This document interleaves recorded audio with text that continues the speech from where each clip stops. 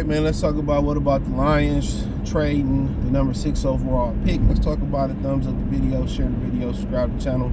Next subscribe button is the bell icon button. Now, you hear people talking about possibly wanting to go after Caleb Williams next year, which you're going to have to be really, really bad, or you're going to have to acquire a bunch of assets to do so. And I don't see any team, unless it's a team like the Chicago Bears that got a quarterback and they believe in their quarterback, and they're not looking to trade, they're not looking to draft a guy,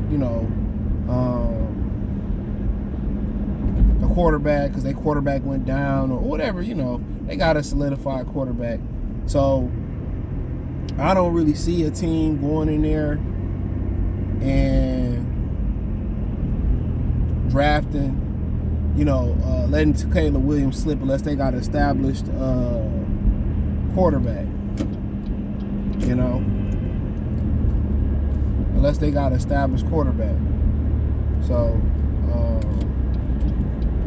I just don't see that happening for the any team.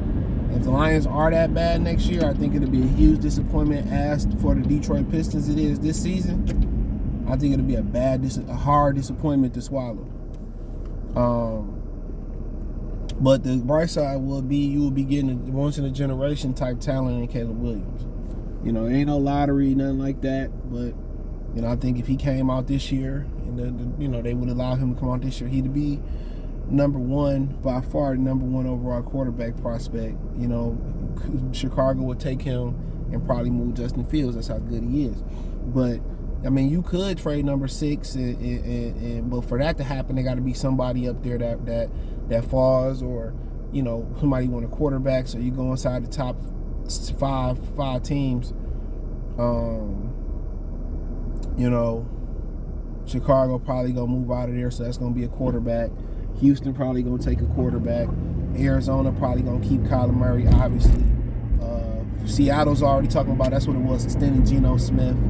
So they probably not gonna take a quarterback. More than likely, they gonna want to take Jalen Carter or somebody like that, or Will Anderson. So then you get to 5. Indianapolis need a quarterback for sure, unless they end up landing Aaron Rodgers. So you're in a situation where 5 teams, you're probably gonna have Will Anderson, Jalen Carter, 2 guys go inside the top 5, and then 3 probably gonna be quarterbacks after that. So you probably gonna need a guy that you really, really believe in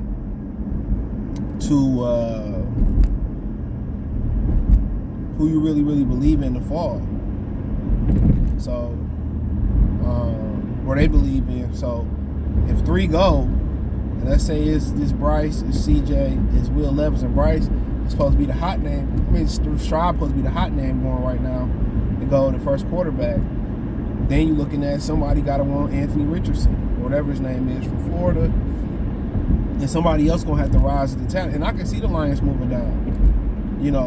No Jalen Carter.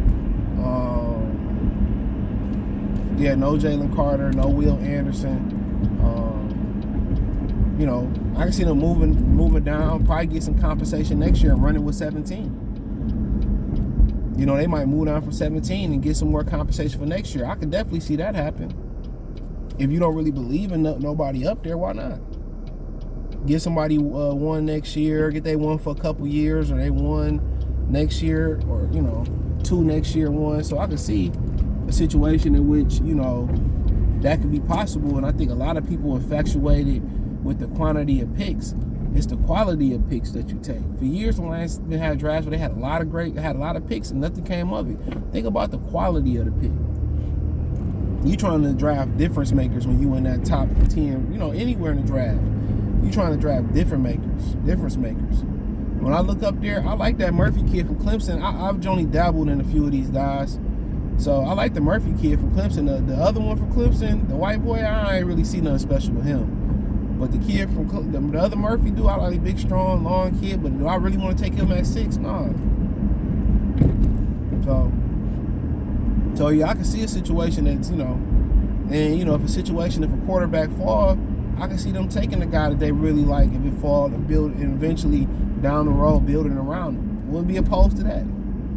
Because you look at the dire needs that they need, you know, you always going to find a place for Will Anderson. You always going to find a place for an edge. You need Jalen Carter. That's the number one need that you need. You know, but they could be gone. Then you say, well, I like a right guard. You like a running back. A little bit early for both of them. You know, a cornerback in the top 10 again. No, thank you. If he is, he better be able to hit the ground running and be that guy running. You inside linebacker, you don't see none going. Usually they take time to develop, so they usually go later.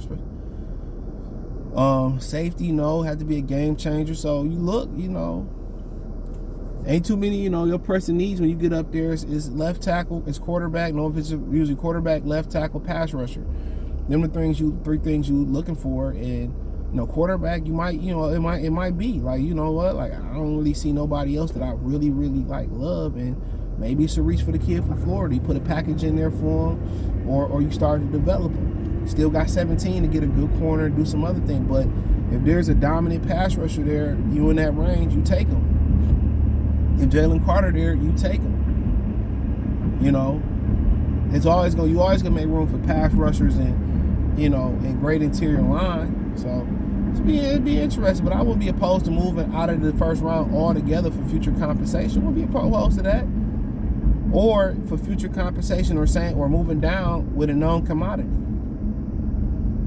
You know what I'm saying? What if St. Louis, the LA Rams be like, well, we can get Jalen Carter for 6, but you like, you know, I need your 1 this year and your 2nd next year. Hey, it might be something you open to. And this is why I said I didn't mind going to get Lamar Jackson. I know a lot of people, oh, he always injured, this, that, and the third. He'd have as much help as he need in Detroit. He wouldn't have to do that. But, you know, like I said, it's a conversation for them to have. Like I said, I wouldn't be surprised if Richardson is crawling into the top 10. Wouldn't be surprised if somebody got trigger happy to get him. Once he work out and they see his arm, they're going to be like, oh, hell, you know, he might be the golden ticket for the Lions to move down, get a whole bunch of picks, and go on. Get a known commodity and some picks. So it's interesting, but it's all about who's going to be there, and it's all about, do I want to move up? Is the guy want? It's so much stuff that's going to happen from now to draft day. It'll be multiple videos about moving up and moving down, but it sounds good. Just as long as it's progressive to getting us to win the Super Bowl. That's what it boils down. As long as we progressing towards that Super Bowl, so be it. So be it. So, no, but it's just an interesting conversation to have. Very interesting. But, you know, I'm right now, as it goes, Jalen Carter be the guy on my board, number 1 for the Lions, as of right now. Will Anderson, you know, 2, and then so on. But I gotta look at the kid from Texas Tech. I can see it. We're moving out the first round completely with that pick, and moving towards the future. But if you're part of the people that want us to get future compensation for you know, to get Caleb Williams, I would understand that, but you'd be giving up a lot. You know, you had to start building to get a lot. So, too bad Baker Mayfield came in and started winning some bull crap games, but. You know, but it'd be interesting, dude. That Richardson kid might change stuff. But you said, well, what do the Lions kind of need to do to get to that next level? Just keep dominating the line of scrimmage. If you're going to stick with Jared Goff, just keep making it easy as possible for Jared Goff. But, if, you know, me looking at the landscape, if I can go get a real, true, great quarterback, I'm going to do that, because it's possibly going to be no great quarterbacks left in the NFC. People don't understand that. The position is too important, and all the great quarterbacks in the AFC. Why wouldn't I do that? I keep telling y'all, Lamar put me in position to make any money I spend on Lamar, I'm going to make it right back. From jersey sales to primetime games. People don't understand what I'm saying when I say that, bro. Like, it's no other. It's Jalen Hurts and everybody. If Rodgers leaves, it's Jalen Hurts, everybody else. Because Kyler out of there, you don't know what's going to happen with Stafford back. You don't know if Dak going to take a step up. You don't know if Birdie going to be the guy, and all some other variety. If it's nobody else out there I like, and I love Anthony Richardson or somebody like that, or I love, the kid from the inside lineman from Clemson, and I love him like that, then, fucking go do it. It's a luxury pick. It's a luxury pick. You know? So it'll be interesting the way they looking, but it was me personally. I'd probably go get Lamar, man. Just now, if it was still Rodgers, Brady, and a bunch of great quarterbacks, I'll just build my defense to whoop their ass and get Goff a good right guard, and I'll ride with that. But the void of great quarterbacks in the NFC, why wouldn't you? Why wouldn't you? Why wouldn't you go out there and take the bull by its horns?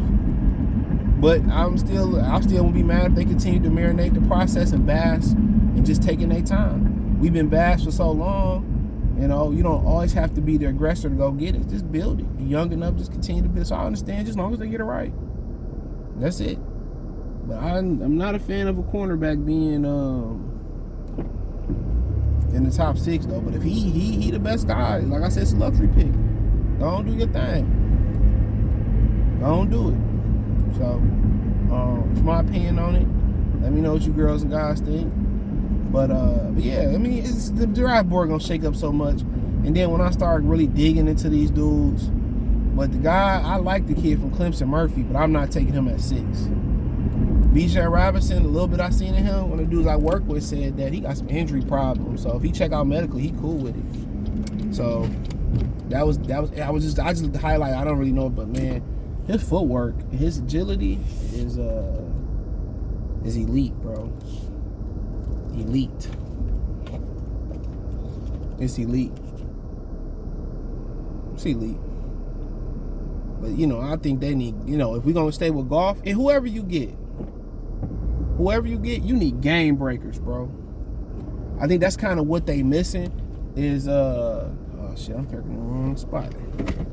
They need game breakers. Yeah, they need true game breakers. And when I say guys like true game breakers, they need guys who can, like, I think Khalif Raymond is good at punt return, and whatever reason I don't think they use him on kick return. But they need somebody kind of like what Sky Moore did for Kansas City in the AFC Championship game to get them in great field position, like that. And then I think they need who just explosive return player. And then from the running back position, they need somebody that can just knock it home, who can give you them big plays. And then you have Jameson Williams to big play, Myles Ross big play, DJ Sharp big play. Y'all gonna love James Mitchell, the tight end, very athletic. But I think that's what they kind of need, is other guys that can just get big plays and complement the Lions' offense and defense. And Kirby Joseph is a guy on the defensive end that get you big plays. So be interesting. Check out Detroit Lions top playlist. Thumbs up the video, share the video, subscribe to the channel, subscribe button, it's the bell icon button. Hit my link tree, you can find me everywhere. It's the first link in the description. Peace.